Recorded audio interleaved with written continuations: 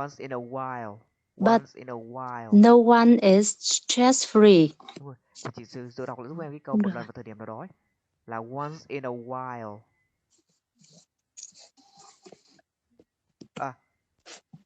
Ok, em xin lỗi chị, nãy em Được chưa? em quên mất. Thì cái chữ Ừ. một lần vào một thời điểm nào đó thì chị sẽ đọc lại giúp em nhé. Là once in a while. Once in a while. Đúng rồi, mình sẽ đọc là while, while và mình sẽ cong lưỡi While. chữ L nhẹ thôi và mình While. đọc cái âm I á, mình đọc While. kéo dài hơn một chút. While. Đúng rồi, Once in a while. đúng rồi, chính xác. Bây giờ chị giúp em lại cái chữ căng thẳng này. Cái chữ căng thẳng á, tính từ của nó thì mình sẽ phải cái stress này sẽ phải thêm ed nữa. Stress. Đúng rồi, Stress. stress. Đúng rồi, chính xác. Stress. Chị giúp em lại một lần nữa nhé.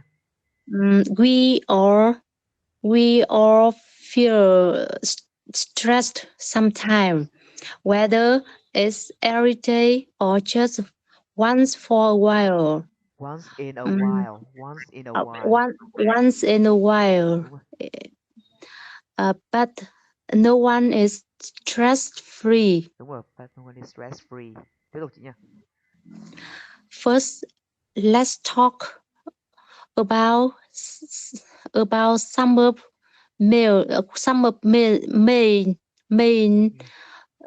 main causes of stress in our lives.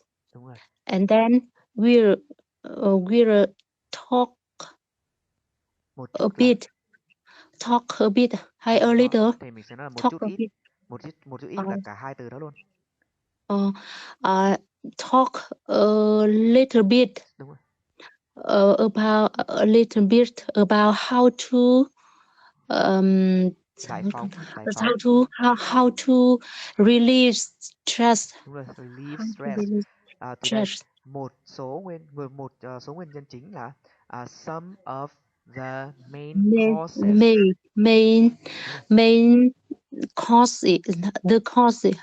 Some of the main causes. The main causes of stress in our lives. And then we'll talk a little bit about how to relieve stress. Đúng rồi, chính xác. Bây giờ chị thử giúp em lại một lần nữa đó chị. Thì đối với những cái âm mà có chữ L, chị sẽ cố gắng đọc cong lưỡi nhẹ thôi nhé. Và chị sẽ nhấn kéo dài những cái âm mà ở trước nó. Ví dụ chữ will thì mình sẽ nhấn lại vào âm y của chữ we á, là will. Và little. Will. A little. Đúng rồi. Chị giúp em lại câu này nhé. First, let's talk about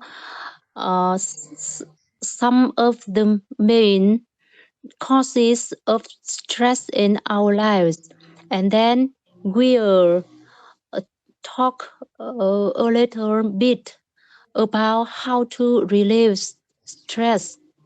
Đúng rồi, chính xác. Thì tiếp tục nhé. Điều đầu tiên là the first cause. The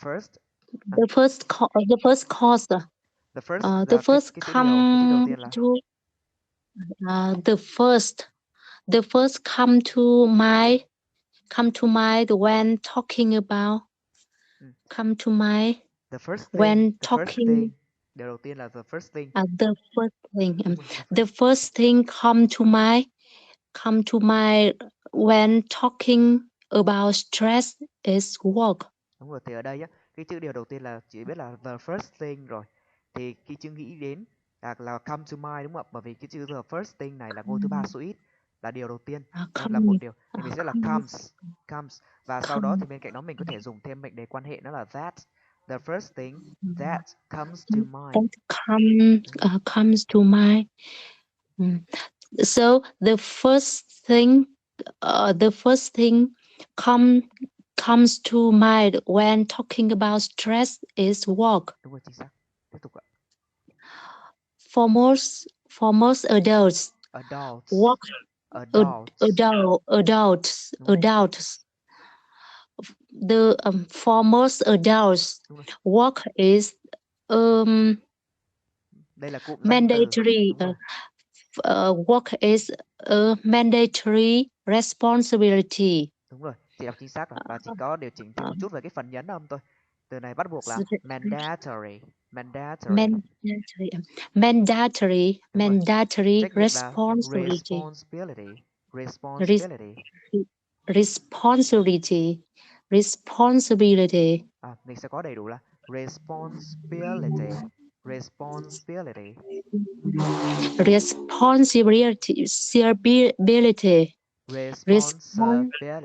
Responsibility. Đúng rồi. Responsibility. Đúng rồi. Bây giờ chị giúp em lại cái câu này một lần nữa nhé. For most adults, work is a mandatory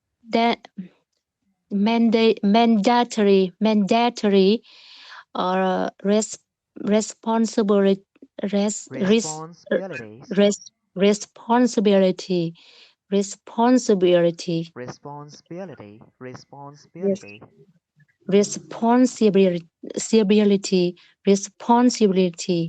Thì cái âm này mình sẽ nhấn cái âm thứ hai đúng không? Responsibility.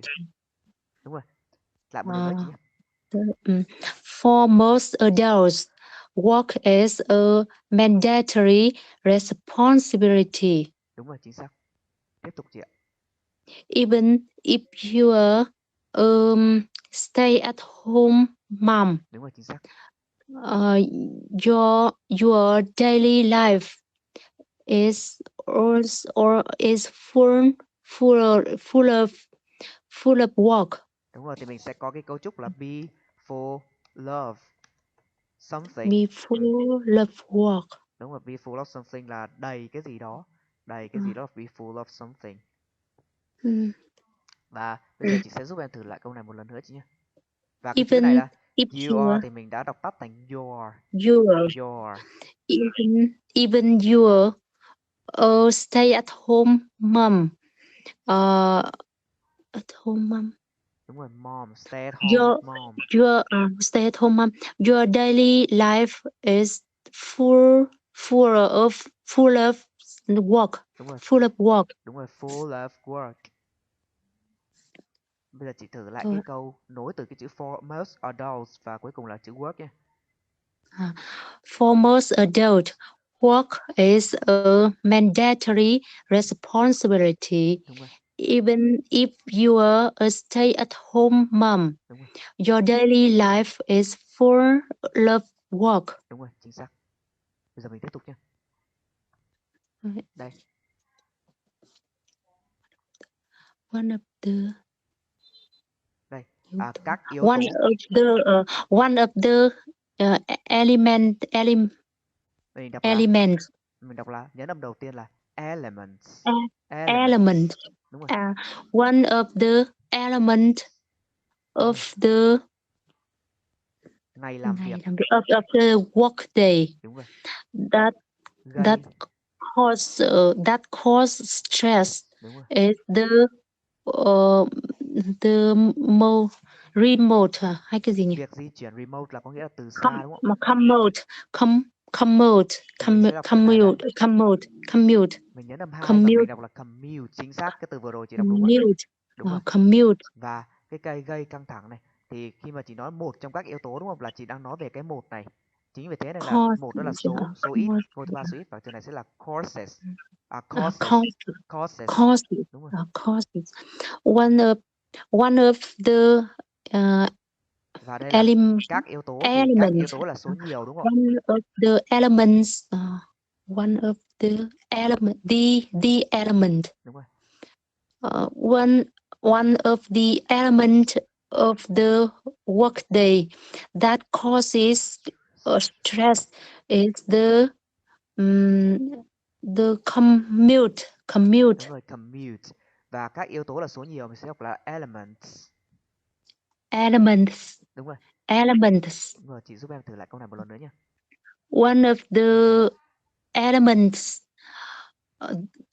that causes stress is one of the elements of the workday that causes stress is the commute. Chính xác, commute. Bây giờ chị giúp em lại tiếp tục câu này nhé. The word commute refers to the journey Đúng rồi. to and from work. Đúng rồi, chính xác là refers. Cái lý do mình phải thêm s là bởi vì cái từ mà commute, cái từ commute này là ngôi thứ ba số ít. Đúng rồi. Chị thử lại câu này một lần nữa nhé. The word commute refers to the journey to and from work. Chính xác. Chị giúp em tiếp tục nhé. For people that live in big city. Đúng rồi, big city, các thành phố lớn. In big cities. Chính xác. In big cities. Đúng rồi. Their commute có thể may last. Đúng rồi, chữ may hoặc là chữ can đều được cả, đều được. Dài và can be long and stressful. Đúng rồi, can be long and stressful. Chính xác. Tiếp tục chị nhé. I've talked to people before who have told me that it takes them 2 hours. Đúng rồi. 2 hours to get work. Đúng rồi, to get to work. Get to work. Đúng rồi. And 2 hours to home. To get home. To get home. Thì bây giờ chị sẽ giúp em lại một lần nữa, chị dịch rất là tốt ạ. Tiếp tục ạ. I've talked to people before who have told me that it takes them 2 hours to get to work and 2 hours to get home. Đúng rồi, chính xác. Bây giờ chị giúp em tiếp tục câu này nhé. I can imagine. I can imagine. Đúng rồi. Có. That there is that kind of commute. Commute. Tôi không thể tưởng tượng lại có cái kiểu đi lại như thế. Thì mình sẽ nói là having. Bởi vì sau imagine sẽ luôn luôn là thêm một động từ thêm in. Having. I can imagine having the kind of commute. Thì cái chữ mà như thế chị, thường mà chị muốn nói The một cái đúng rồi, chính xác. Khi mà chị muốn nói về một cái kiểu gì mà nó như thế thì chị xem thêm chữ that vào. Rồi chị thử lại câu này một lần nữa nhé. I can imagine.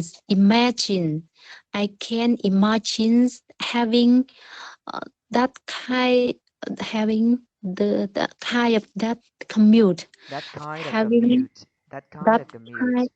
kind of commute. I can imagine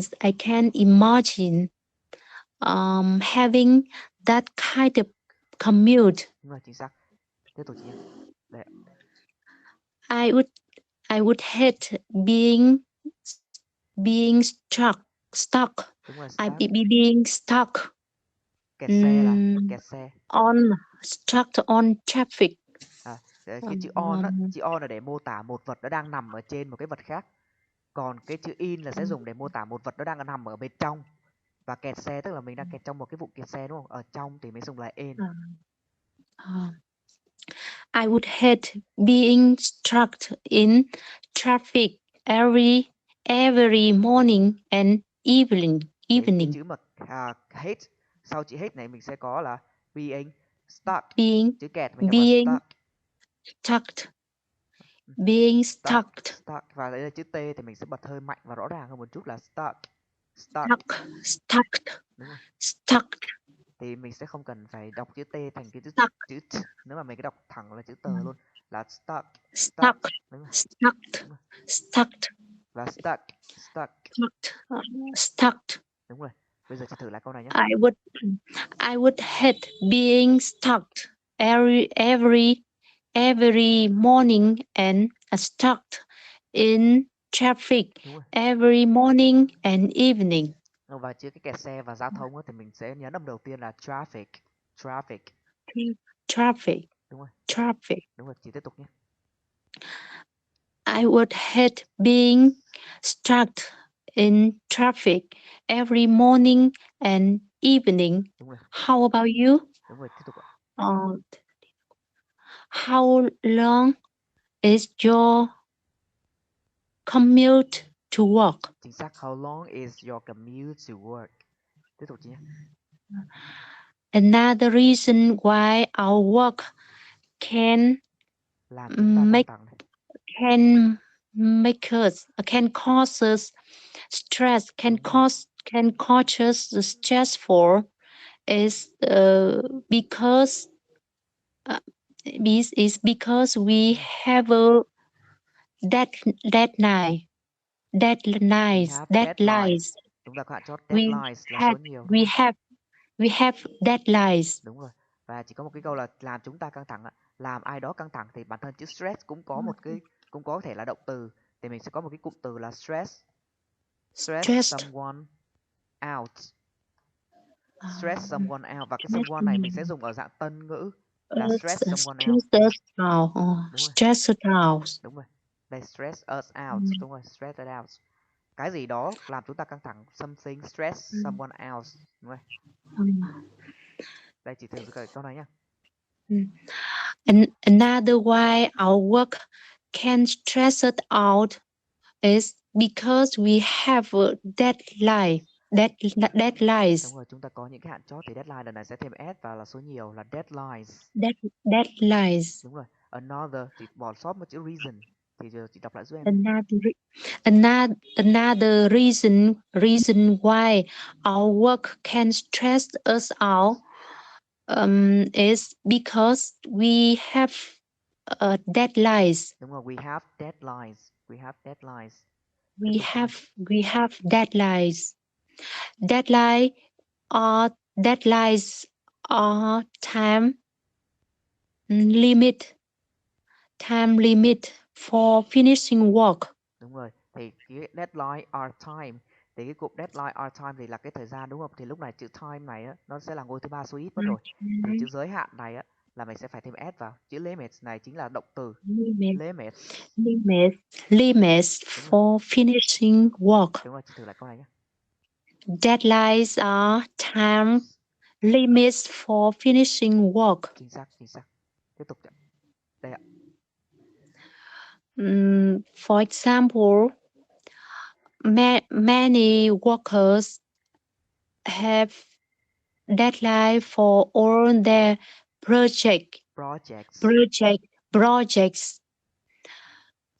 And if they don't meet deadline, đáp ứng thời hạn thì đáp ứng thời hạn của ai đó thì bởi vì chủ ngữ là they, đúng rồi, cho nên là cái thời hạn của họ là their deadlines. Meet their deadlines. Đúng rồi. They will cái mình có cái cụm là gặp rắc rối. Trouble. Đúng rồi, rắc rối chính là trouble. They are trouble. They will be trouble. Đúng rồi, thì mình sẽ có một cái cụm từ để nói về đó là get in trouble. They will get in trouble. Và chữ will chị sẽ đọc là chữ will và chị sẽ cong lưỡi nhẹ chị nhé. Will. They will get in trouble. Đúng rồi. Và mình sẽ không có chữ will ở đây đâu. Bởi vì sao? Bởi vì cái cụm câu chị sẽ hiểu là cái cụm câu nếu như mà họ không đáp ứng được cái thời hạn á, thì họ gặp rắc rối, thì cái đây là một sự thật hiển nhiên rồi. Thì mình sẽ dùng là đây là cái hệ quả tất yếu rồi, thì mình sẽ đọc là get in trouble, mình dùng hiện tại đơn để nói về một sự thật hiển nhiên. Hiển nhiên là khi mình không đáp ứng thời hạn thì mình sẽ gặp rắc rối, vì đó là hiển nhiên. Đó, thì mình sẽ dùng hiện tại đơn, thì mình sẽ không cần chữ will nữa mà là they get in trouble. Chính xác. Và bây giờ chị sẽ thử lại câu này giúp em nhé. For example, many workers have a deadline for all their projects. And if they don't meet their deadlines, they get in trouble. Đúng rồi, they get in trouble. Bây giờ chị giúp em tiếp tục nha. Deadlines are especially hard for people who Từ này sẽ hơi khó đọc một chút. cái này là hơi khó này. Procrastinate.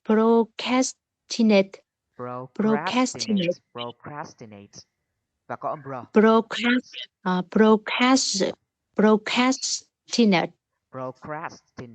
Procrastinate.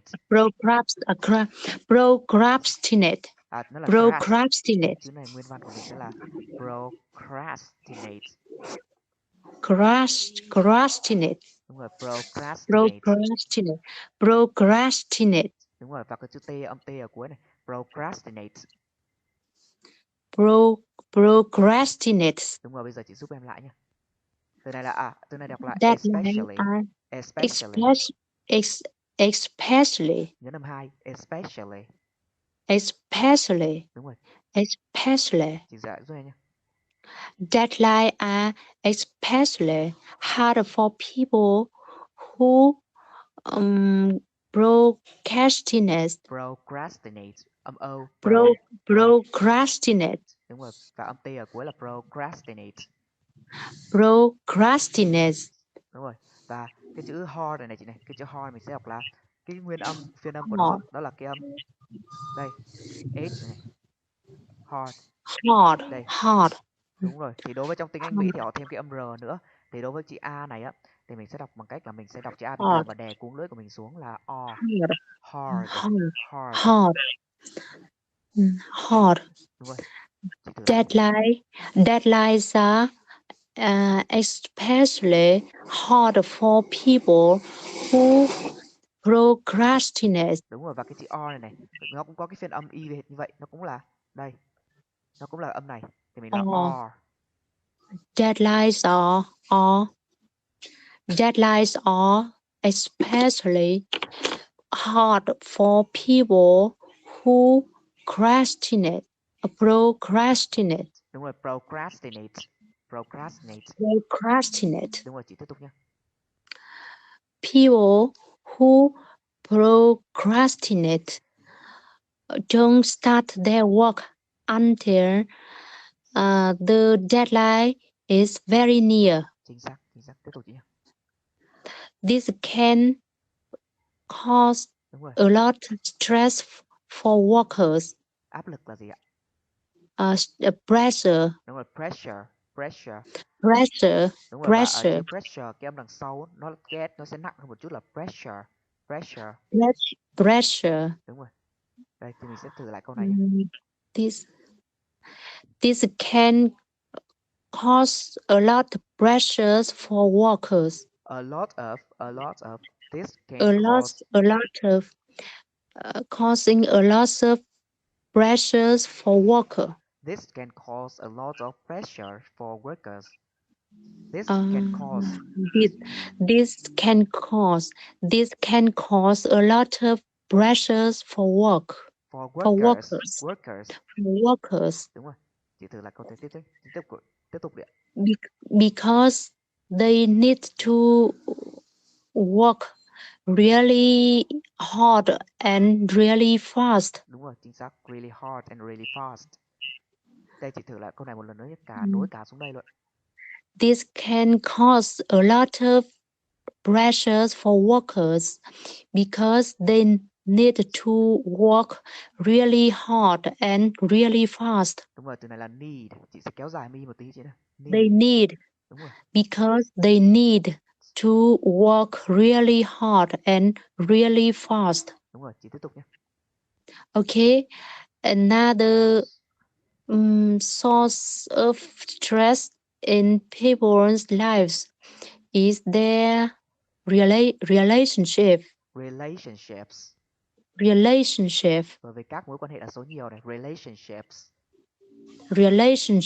Đúng rồi, từ nguồn là source.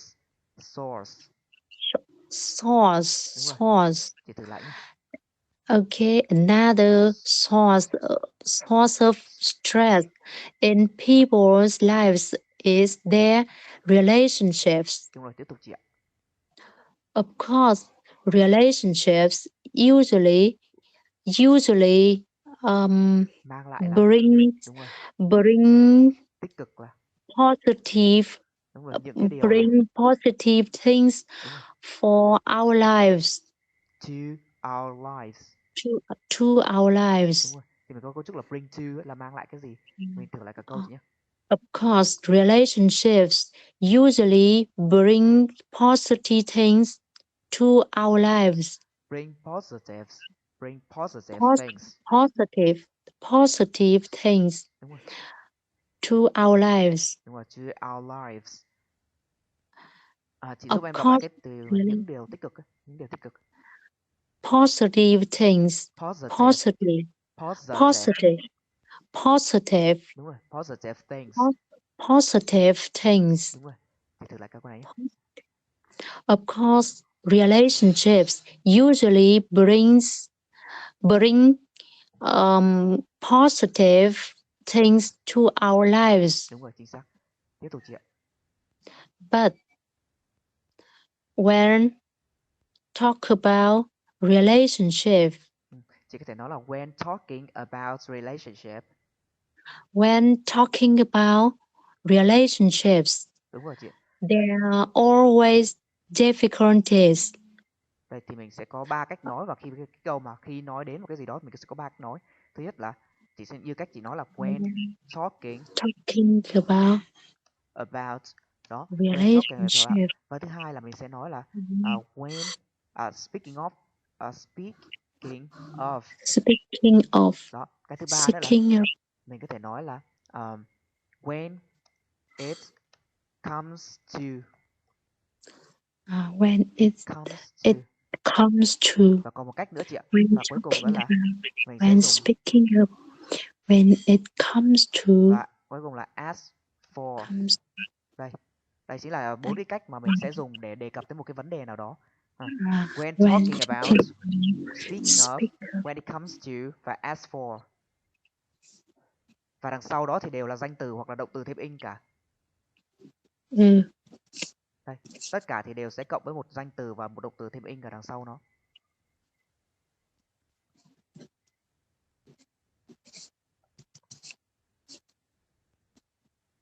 Thì đây là cái when comes to và cũng cộng với verb in hả em? Là đúng rồi, when it comes to, when it comes to. Cộng verb in. Thì sau chữ when it comes to thì sẽ là một danh từ chị ạ. Cái lý do mà động từ nó phải thêm ing vào là bởi vì nó là gerund, nó đóng vai trò như là một danh từ, chính vì thế nên nó phải thêm ing. Nên là mình nói when it comes to speaking in public, đúng không? Thì mình sẽ nói là như thế. Thì tiếp tục nhé. Đây, tiếp tục đây cái đoạn này này. It comes to relationships. There are always difficulties. Đúng rồi. Một lần nữa là chữ L chị sẽ cong lưỡi vừa phải một chút nhé, nhẹ nhẹ một chút. Difficulties. Đúng rồi, difficulties. Chính xác luôn ạ. Bây giờ chị thử lại câu này một lần nữa nhé. But when it comes to relationships, there are always difficulties. Đúng rồi. Thì tiếp tục nhé. Một là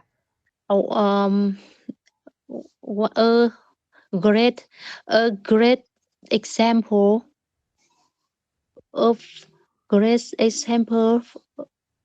của điều này là of this is marriage.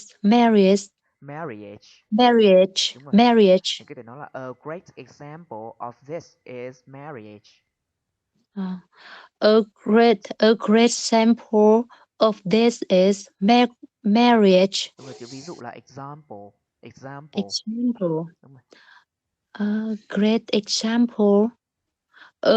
example of this is marriage. Đúng rồi, và chữ example là ở ngay chữ giam là chữ Z chứ không phải là chữ S nhé. Chỉ đọc là example chứ không phải là example. Example.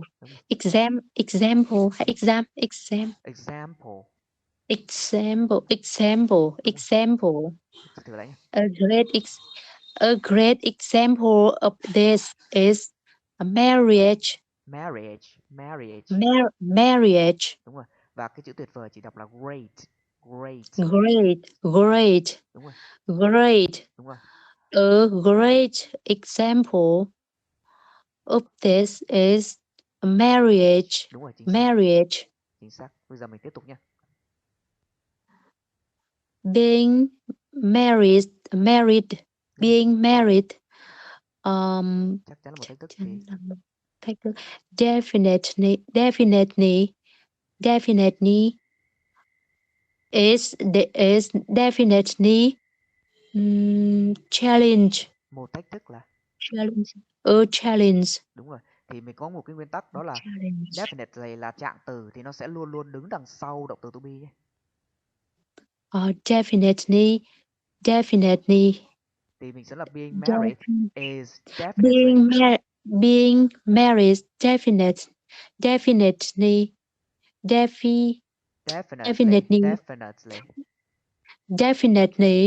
is a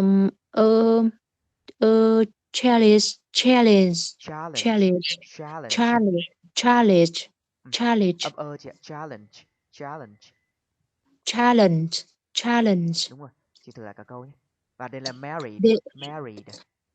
Being married definitely is a challenge. Và động từ to be sẽ luôn luôn ở trước trạng từ, đó là mình sẽ nói là is definitely a challenge. Thì mình sẽ dùng động từ to be đằng trước là is definitely a challenge. Is definitely a challenge. Đúng rồi, chị thử lại câu nhé. Being married is definitely a challenge. Đúng rồi, a challenge. A challenge. Đúng rồi. A challenge. Đúng rồi, chính xác. Bây giờ chị thử lại một lần nữa câu này nhé. Em muốn nghe chị đọc rõ. Being married is definitely a challenge. Đúng rồi, chính xác. Chị tiếp tục nhé. You have to work together in a team. Như một đội là as a team. Đúng rồi. You have to work together as a team. Đúng rồi. Tiếp tục chị ạ. You have to communicate well. Communicate well. Đúng rồi. And you have to solve problems, issues. Solve issues. Và đằng cuối, cái từ cuối của âm solve đó là âm verb. Solve. Đúng rồi.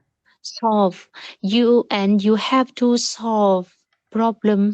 Solve issues. Đúng rồi. Issues hoặc problems. Problems hoặc issues. Đúng rồi. Issues. Thì thử là càng này nhé. You have to work together as a team. You have to communicate well. You have to communicate well, and you have to solve issues. Solve issues. Nhớ là một. Issues. Đúng rồi, chính xác. Một lần nữa chị nhé. You have to work together as a team. You have to communicate well, and you have to solve issues. Đúng rồi, chính xác. Issues. Tiếp tục chị nhé. That isn't easy. There are always going to be arguments. Mình sẽ nhớ là một là Arguments. Những trận cái vã là cái này là số nhiều đúng không? Arguments. Đúng rồi. This isn't easy. There are always going to be arguments. Tiếp tục chứ. Miscommunication. Đúng rồi, miscommunications. And a lot of other difficulties. Cái chữ mà nhiều là a lot of, đúng rồi, a lot of other difficulties, a lot of other difficulties. Hoặc là bên cạnh cái chữ nhiều thì mình có từ vựng phong phú hơn chị, mình sẽ đọc là several, plenty, đúng rồi, plenty of, hoặc là several là một vài. Several là một vài thì nó sẽ không thể nào so với chữ mà plenty of là nhiều được, đúng rồi. Phải dùng là plenty of, đúng rồi, plenty of. It isn't easy. Đúng rồi. There are always going to be arguments. Arguments. Arguments. Đúng rồi. Arguments. Đúng rồi. Communications. Miscommunications and plenties of other difficulties. Plenty of other difficulties. Plenty of other difficulties. Đúng rồi. Chị thử lại cả câu này một lần nữa chị nhé. Chị nhớ đọc tốt cái chữ, đọc là đúng cái chữ difficulties và plenty of. Plenty of other difficulties. There are always going to be arguments, miscommunications, and plenty of other difficulties. Đúng rồi, difficulties. Và khi Difficulties. chỉ cần chị lưu ý một chút là sau chữ always luôn luôn có s chị nhá. Always. Đúng rồi. Always. Tiếp tục nhé.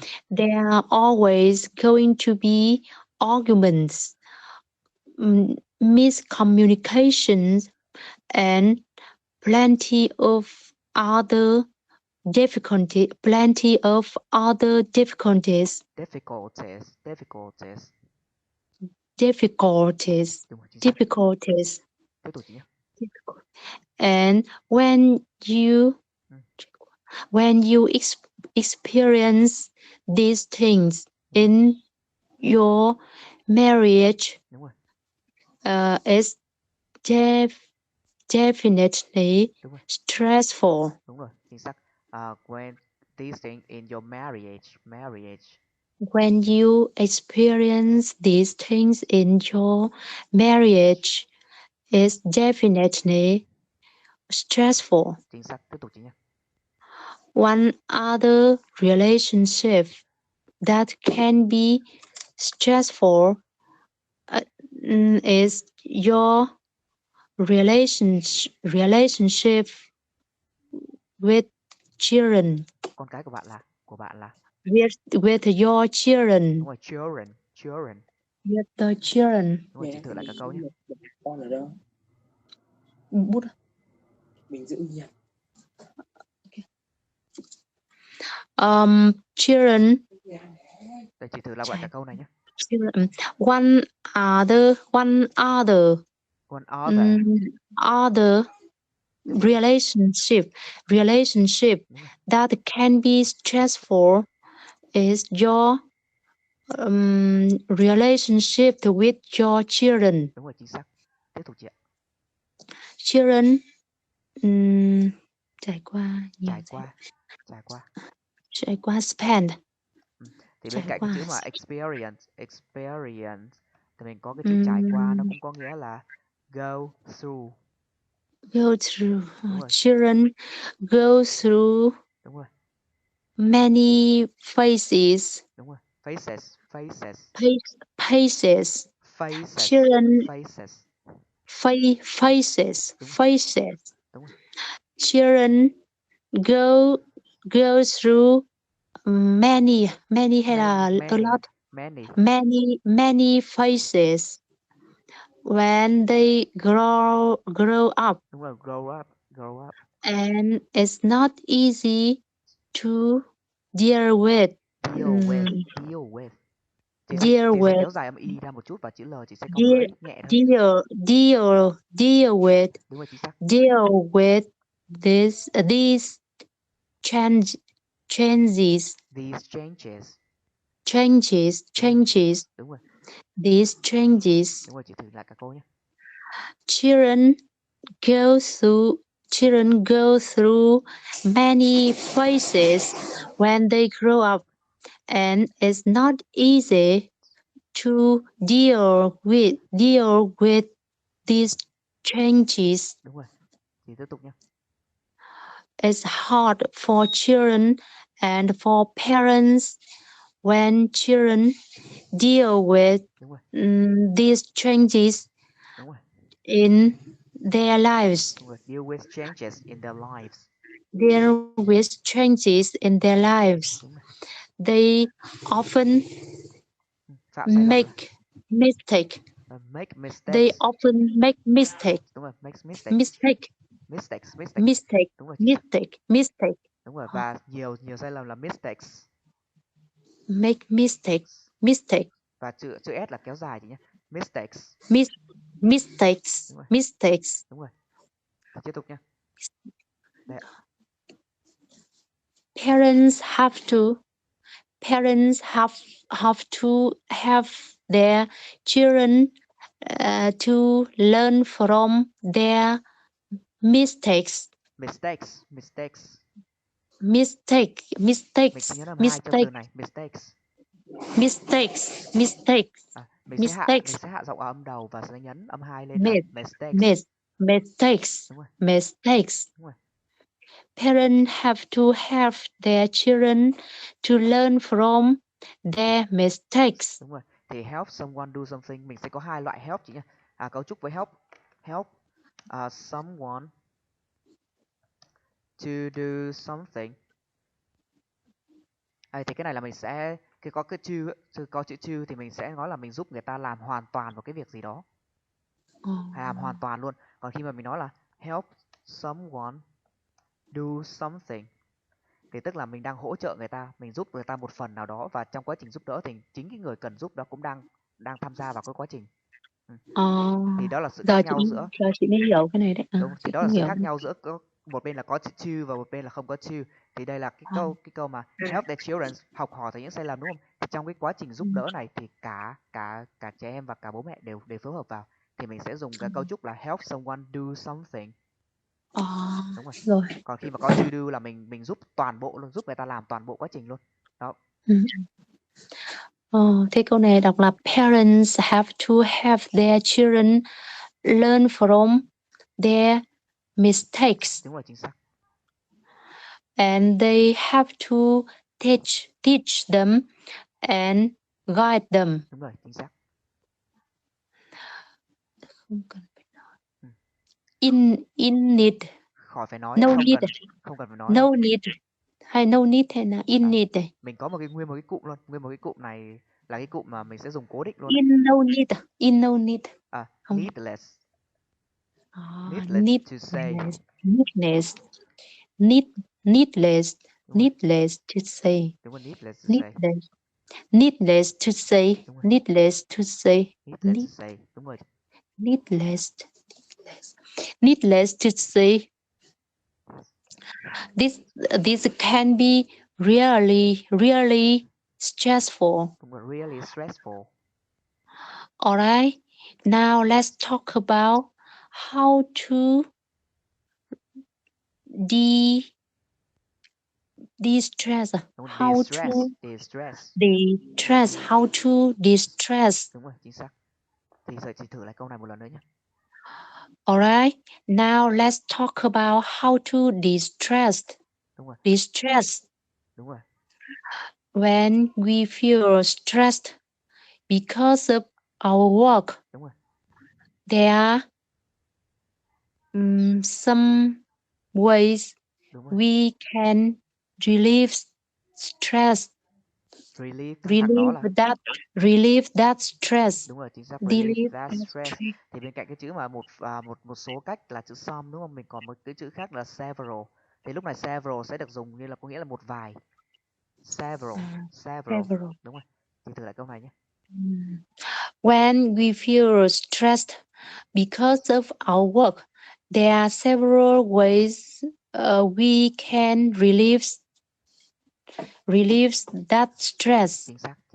Tiếp tục chị nhé. One of the best way to do this is to exercise. Đúng rồi, exercise. To exercise. Đúng rồi, chính xác. Exercise. Chị tiếp tục nhé. When we exercise. When we exercise. When we exercise, Đúng rồi. We can quên đi công việc. Forget. Thì mình có nguyên một cái cụm luôn. To work. Forget to Câu gì work. mà có nghĩa mà lấy tâm trí tôi ra khỏi cái công việc ấy. Cái nghĩa đen và dịch sát nghĩa đen là lấy cái tâm trí tôi ra khỏi công việc luôn. Nó là một We cái can idiom. Out of can your mind out of work. Ngày xưa nó là take your mind. Đúng rồi, take out of work. your mind of out of work. Đúng rồi, off. Take your mind Off work. Off of work. Đúng rồi, Take your mind off of work. Đúng rồi.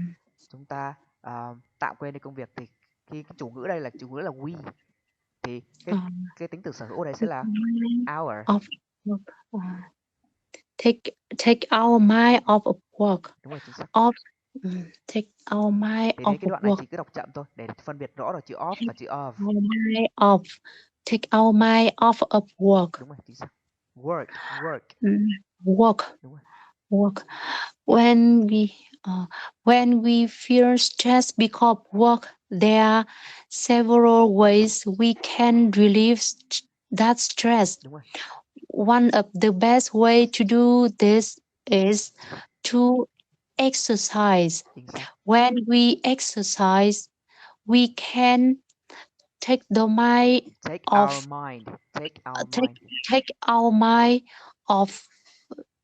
work. Take our mind off of work. Đúng rồi. Đúng rồi. Thì mình sẽ có một chút về lưu ý về nhãn âm ấy. Thì khi mà cái ngữ điệu của chị trong ngữ điệu thì chị cố xác định xem đâu là những cái từ khóa ở trong cái câu đó. Từ khóa là cái từ mang ý nghĩa chính ấy. Thì cái chữ công việc này cũng là một cái từ khóa mang ý nghĩa chính. Thì khi mà chị đọc chị sẽ đọc cao cái giọng lên một chút, chị nhấn mạnh lên. Đúng rồi. When we exercise, we can take our mind off of work. Take our mind off of work. When we exercise, we can take our mind off of work. Cái này chưa quen. Take our mind off of work. Take our mind off of work. Và chữ work này chị sẽ đẩy lên một chút. We can take our mind off of work. Đúng rồi, chính xác. Chị tiếp tục nha. Also, exercising. Also exercising. Đúng rồi. Cái này là trọng âm là chuyển về exercise ấy. Exercising nhớ là một, vẫn nhớ là một bởi vì là danh từ nên mình nhớ là một. Exercising. Also exercising. Đúng rồi. Giải phóng. Cái gì mà giải phóng mà phóng thích còn relieve. Relieve là giải tỏa thôi. Giải tỏa. Còn cái chữ relieve phóng thích là mình đang thả một cái gì đó nó đang kìm nén ra bên ngoài. Nó mang cái nghĩa nó mạnh hơn một chút. Thì mình cứ có cái chữ đây. Release. Đúng rồi, Release. Also exercising relieves endorphins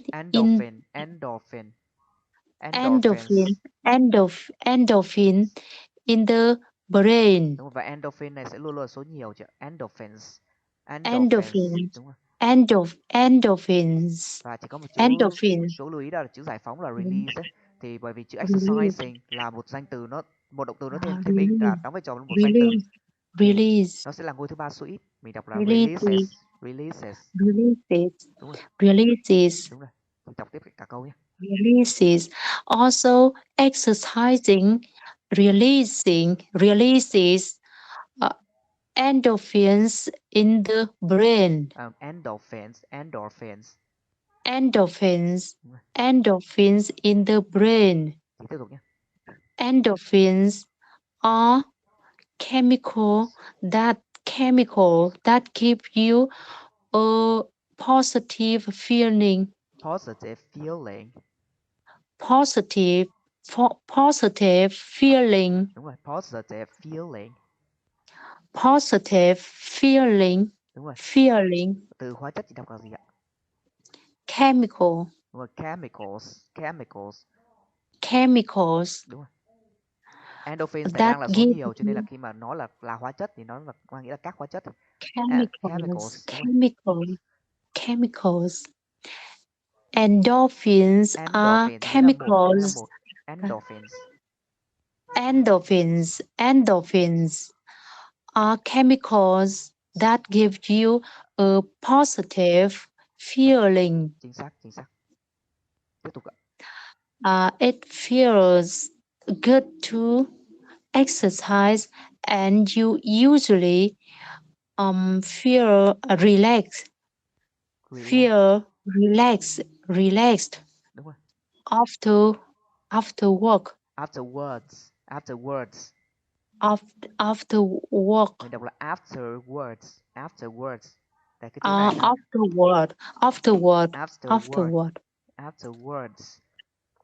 Afterwards. Đây là âm ơ nặng chị ạ. Afterwards. Đúng rồi, chính xác. Chị thử lại câu này nhé. Đây. It feels good to exercise and you usually feel relaxed afterwards. Chính xác. Chị tiếp tục nhé. Another way to de-stress is to spend time to your family. Mình sẽ có cụm từ spend time with. Spend time with your family. Đúng rồi, chị thử lại câu này nhé.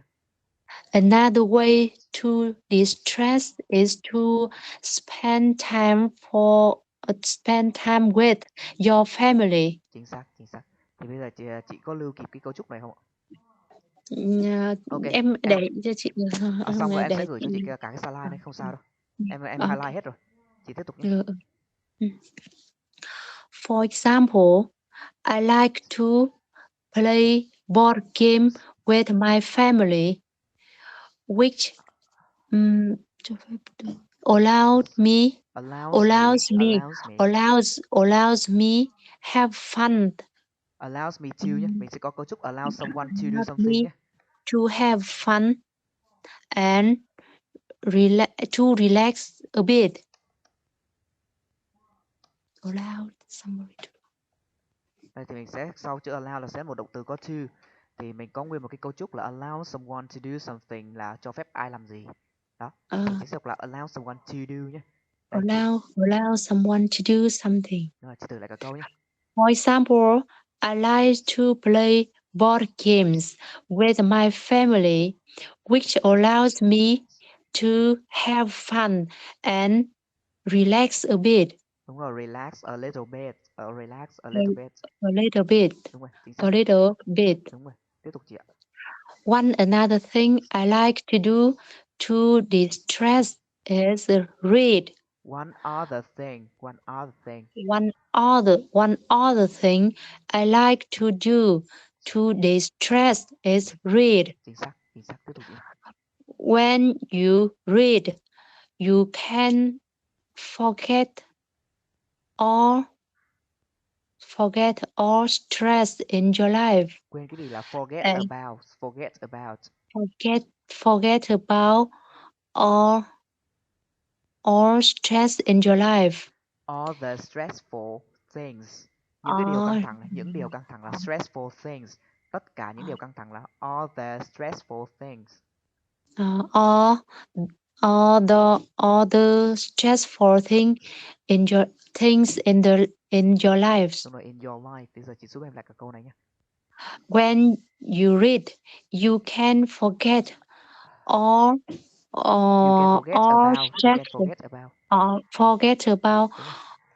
the stressful things in your life. Đúng rồi. All the stressful things Rồi, bây giờ chị giúp em đọc lại câu này một lần nữa nhé, và có cả chữ about nhé. when you need, when you read, you can forget about the stressful things in your life. Tất cả. All the stressful things. You can forget about all the stressful things in your life. Chính xác. Tiếp tục chị nhé. And you can trốn thoát. You trốn thoát, escape. Đúng rồi, a bit, a little. You can escape a little. Escapes for a little bit. Escape for a little bit. Escape for a little bit. Đúng rồi, chính xác. Thì giúp em nối lại cả từ chỗ when này cho tới hết chữ escape a little for a little bit nhé. When you read, you can forget about all the stressful things in your life, and you can escape for a little bit. Chính xác. Tiếp tục chị ạ. Reading is a great tool. Thì đối với cái chữ tool này thì chị sẽ đọc âm u, chị kéo dài âm u ra một chút và sau đó chị giảm, chị cong lưỡi nhẹ đi một chút. Tool. Đúng rồi.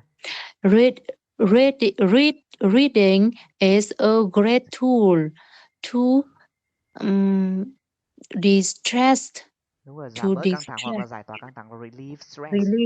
Relieve stress. Đúng rồi, Release stress. Đúng rồi, thử lại nhé. Reading is a great tool to release stress. Đúng rồi, chị thử tiếp ạ. If you are feeling stressed because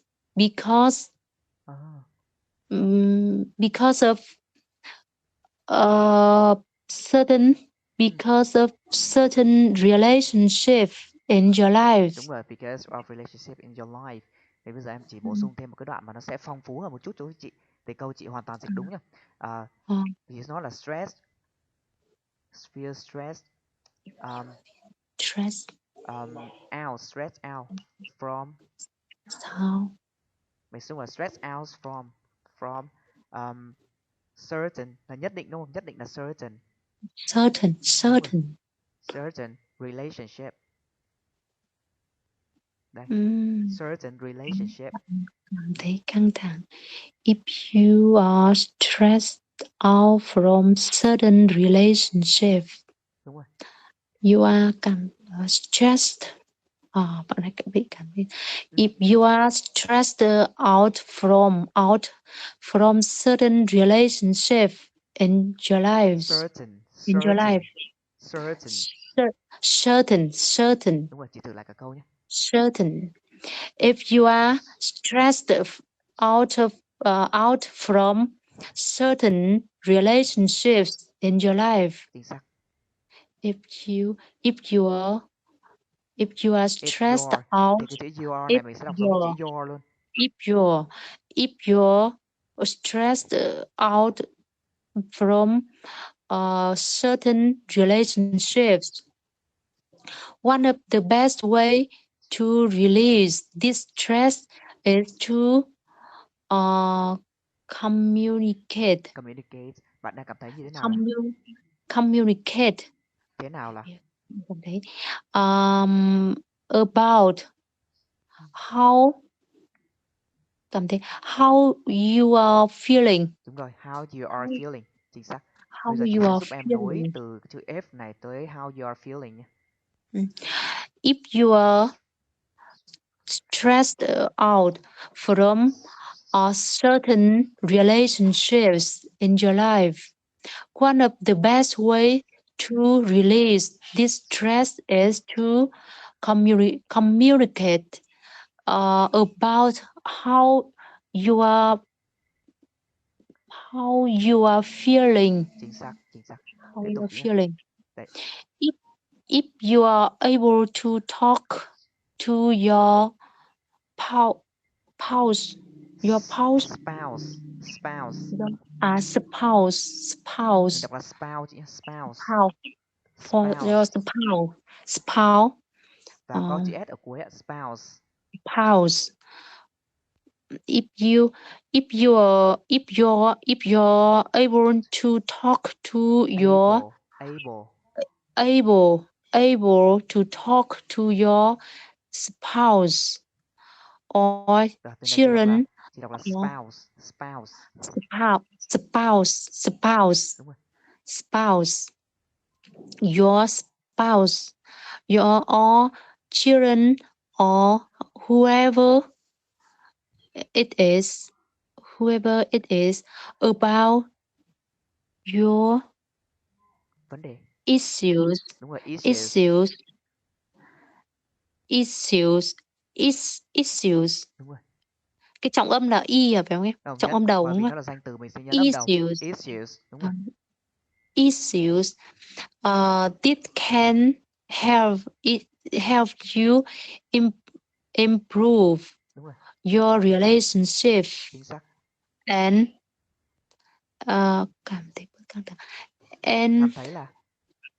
Cảm thấy bớt căng thẳng. Fear. Bớt là ít đi. Less căng thẳng là stressful. Less stress. Đúng rồi, stress là tính từ là stress. Đúng rồi, stressed. Less stressed. Đúng rồi, chính xác. Bây giờ chị sẽ thử nối lại cả cái câu từ if này tới cái câu stressed. If you're able to talk to your spouse or children or whoever it is about your issues, this can help you improve your relationship and feel less stressed. Đúng rồi, feel less stressed. Chính xác. Đó thì đây là toàn bộ những cái gì mà mình đang cần học trong bài này. Bây giờ mình sẽ qua cái phần mà đào sâu về câu hỏi một chút này. Can stress be a positive thing? Be a positive thing. No, it cannot. Thì bây giờ em sẽ đếm cái số câu của chị trả lời được nhé. Nếu mà chị cảm thấy no thì chị sẽ đằng sau sẽ thêm một cái đợt giải thích nữa. Thì lúc chị sẽ triển khai ý tưởng làm sao đó từ 2 câu trở lên nhé. Em bắt đầu tính từ khi mà chị bắt đầu nói chứ không phải từ chỗ yes cho no nhé. Can stress be a positive thing? Yes, no, they cannot. Because if you are stressed, you will feel bored of everything. You don't like to do anything, and very tired.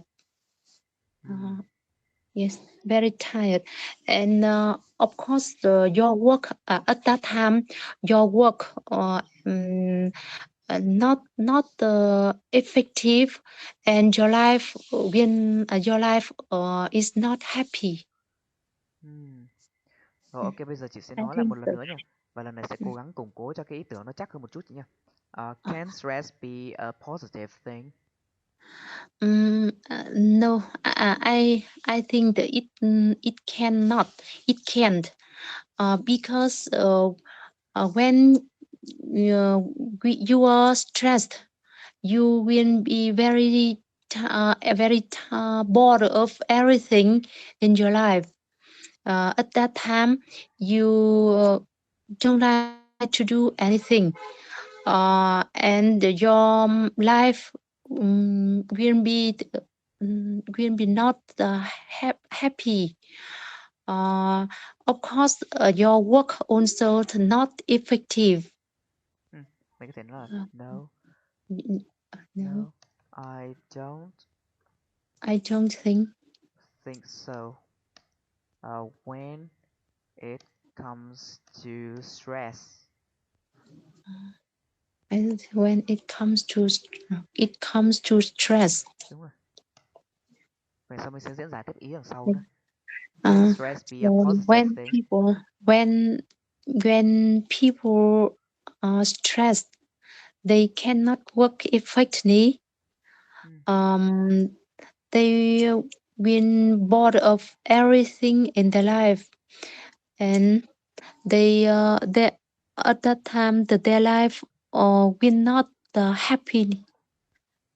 People People can't can be be productive productive when they are stressed.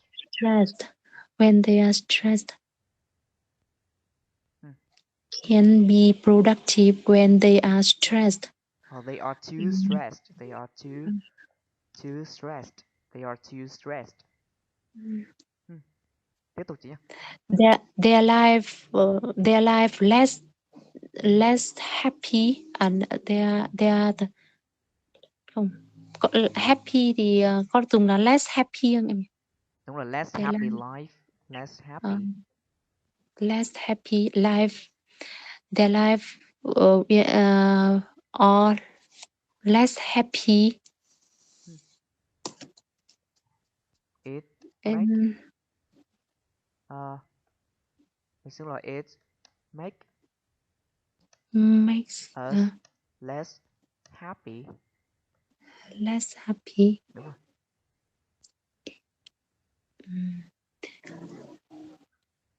Tiếp theo là gì ạ? He always bored of everything. Always bored of everything. Bored mình sẽ dùng là bored with chị nhé. Bored with everything. Be tired of. Chỉ có thể là be, từ cấu trúc của be tired of. Be tired of. Và sau đó là một vài danh từ. They'll be tired of everything in life. Đúng rồi, thì bây giờ chị sẽ thử sắp xếp lại cái hệ thống. Hệ thống là cái ý tưởng của chị một lần nữa nha. Và là sẽ cố gắng diễn dịch hay hơn lần trước nha. Can stress be a positive thing? No, I don't think so. When it comes to stress, it come to work. It come to stress. It come to stress. People can't be productive when they are too stressed. It makes people less happy, and they will be very tired of everything in their life. Đúng rồi, chính xác. Everything in their life. Đó, thì đó là tất cả những cái ý mà em cần chị nói. Ít nhất là từ hai câu trở lên này được rồi. Còn lại thì bao lâu đó là sẽ tùy mình. Thì khi mà chị ở nhà, khi mà chị có thể có thời gian tự luyện á, chị sẽ cố gắng phá vỡ cái giới hạn, chị sẽ cố gắng tự nói được nhiều câu nhất có thể nhé. Mình sẽ tiếp tục em. Có một câu nữa. How can you help someone who is feeling stressed out? How can you have some? We have someone who is feeling stressed. If someone feeling stressed out, we will help them to relieve this stress by many ways, such as we advise them to do exercise every day, and listening music or read interesting stories or watching TV. At that time, I think it can help them relieve all stress. All stressed, all stressed. All stress. Relieve all stress. Ok, thì về cơ bản là em chưa có phát hiện ra một cái lỗi ngữ pháp nào cả. Thì bây giờ chị vẫn đang làm rất là tốt nha. Bây giờ chị sẽ giúp hệ thống lại ý tưởng một lần nữa và cố gắng trả lời hay hơn từ trước một lần nữa. How can you help someone who is feeling stressed out? If you know who are feeling stressed out, you can Khi mà have. mình nói là khi câu hỏi là you thì mình sẽ là I. If I know who are feeling stressed out, I will advise them to relieve stress by many ways. For example, I will advise them to do exercise every day.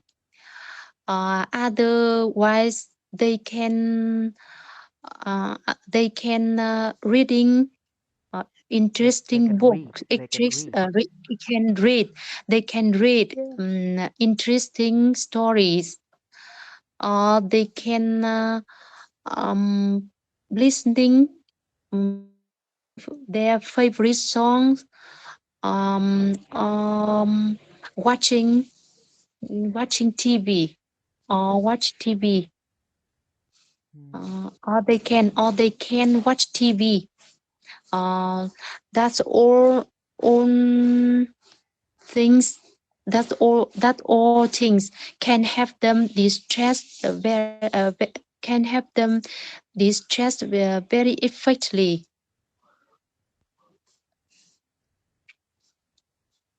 Try to have them find out ways to take of issues. Hoặc là of their ok, thử đây,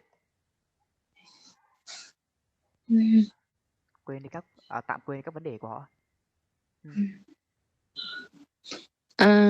Try to have them find out a way to take their mind off of their issues.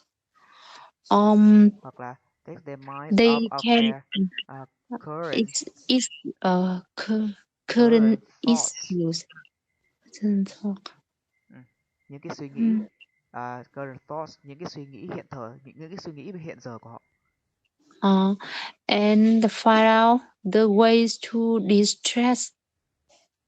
Find out the method. Cái câu mà thư giãn mình có một cụm từ khá là hay, Relax. đó là put your feet up. Put your feet up là thư giãn. Chill feet up. Have them to lie your head down. Cả hai từ này đều có Put nghĩa your là feet up. đều có nghĩa là thư giãn cả. Lie your head down. Relax. Đều có nghĩa là thư giãn. Okay. How can you help someone who is feeling stressed out? First, I will try to have them find out the way to take their mind off of their current thoughts. Current thoughts.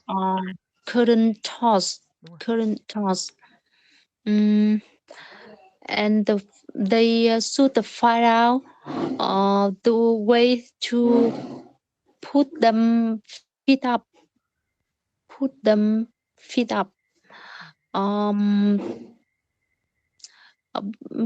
By the many ways. We will advise them to find out the way to put them feet up. Bên cạnh chữ find out mình còn một cái từ khác nữa là figure out. Figure out có nghĩa là hình dung ra và tìm ra một cái gì đó. Nó cũng là chữ find out. Figure out the ways to relieve stress. For example, they can exercise every day, watching TV,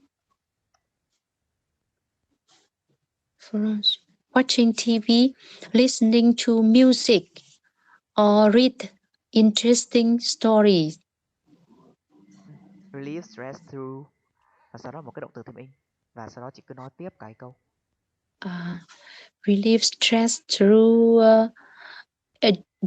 doing exercise. Đúng rồi. Reading favorite stories, watching TV, listening to music. Đúng rồi. Like this. Đúng rồi, chính xác. Thì đó là cái toàn bộ cái mà em có thể hy vọng chị trả lời được. Thì qua cái buổi học hôm nay chị có cái câu hỏi nào về cái cấu trúc cũng như là về cái cách dùng của những cái mẫu câu mà em đưa ra, hay là về những cái từ mới của ngày hôm nay không? Không, chị không, chị đang hơi bị tắc về những cái phần phản xạ này thôi chứ chị không Ok. có hỏi gì Thì cả. bây giờ em sẽ thử lại phần phản xạ một lần nữa nhá. Bây giờ chị sẽ cố gắng là hệ thống cái ý tưởng một lần nữa cho nó chặt chẽ hơn. Ok, và cố gắng trả lời hay hơn những lần trước nha. How can you help someone who is feeling stressed out? First, I will try to have them figure out a ways to take their mind off of their current thoughts. I will help them to find out ways to relieve stress through doing exercise every day, reading into their favorite stories, watching TV, or listening to music like this. Đúng rồi, đó, chính xác. Thì bên cạnh đó thì em vẫn còn để ngỏ lại hai câu hỏi. Đây là cái câu cuối rồi, em vẫn còn để ngỏ hai câu hỏi. Thì giờ em sẽ hỏi nhanh qua một chút nha. Chị sẽ cố gắng trả lời từ hai câu trở lên nhé. When was the last time you were stressed?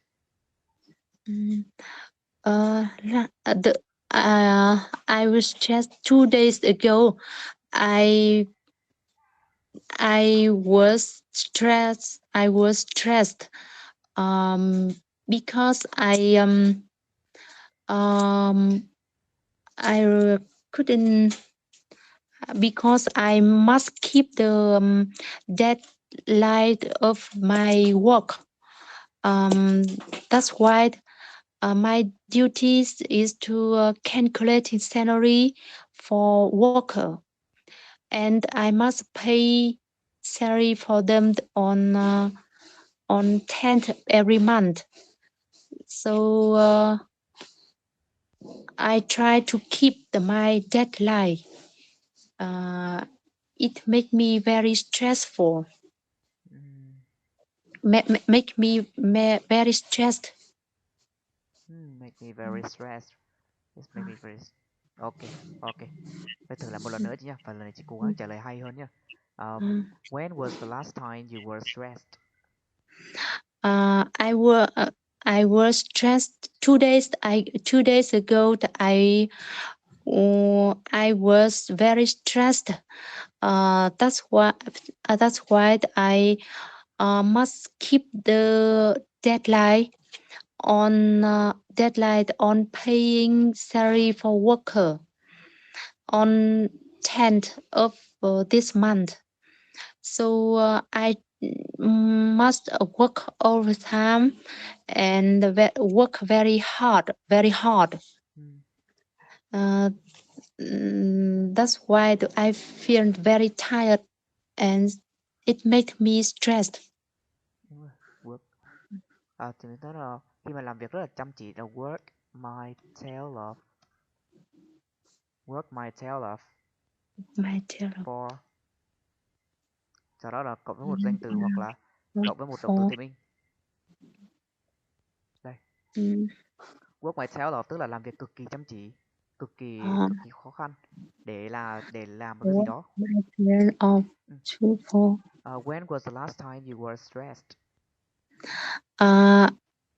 2 days.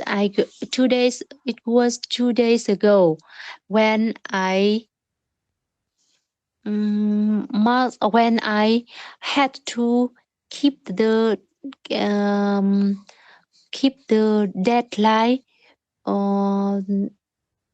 Must keep the deadline on paying salary for worker. At that time, I had to work my tail off. My tail. A tail off for calculating salary. So it makes me very tired and stressed. Very tired. Mình hiểu nó là bên cạnh đó là thì là exhausted. Exhausted có nghĩa là kiệt sức. Very exhausted. Exhausted. Ok. Thì đó là toàn bộ cái câu hỏi cuối cùng đây thì em sẽ để cho chị trả lời nhé. What do you usually do to relieve your stress? Thì đây là câu mà cuối hôm sau em sẽ hỏi chị ở đầu giờ nhé. Thì em sẽ gửi cái slide này chị để chị có thể luyện tập lại dựa trên những cái mẫu câu mà em cung cấp sẵn. Thì Ờ. không biết là chị còn cái chỗ nào mà chị vẫn còn chưa rõ về cái chỗ mà em giải thích về từ vựng hay là còn cấu trúc câu nào chị còn chưa rõ không? Không, chị cũng hiểu rồi mà. Chỉ có điều Ok, chị hơi chậm tí thôi, chị hiểu rồi. ok. Ừ. Thì Ừ. em thấy cái phản xạ của chị rất là tốt đấy, phản xạ rất là nhanh ấy. Quan trọng là vẫn phản xạ nhanh như vậy là được, còn lại thì từ từ mình cứ chỉnh lên đúng sau. À, À, thì ừ. đúng rồi. Thì nếu mà chị không có câu hỏi nào thì em xin phép kết thúc buổi học ở đây chị nhé. Ừ, Dạ, rồi chị cảm ơn nhá. dạ Chị vâng. chào em. Dạ vâng, em Ừ. cảm ơn chị, em chào chị ạ. Ừ. Ừ.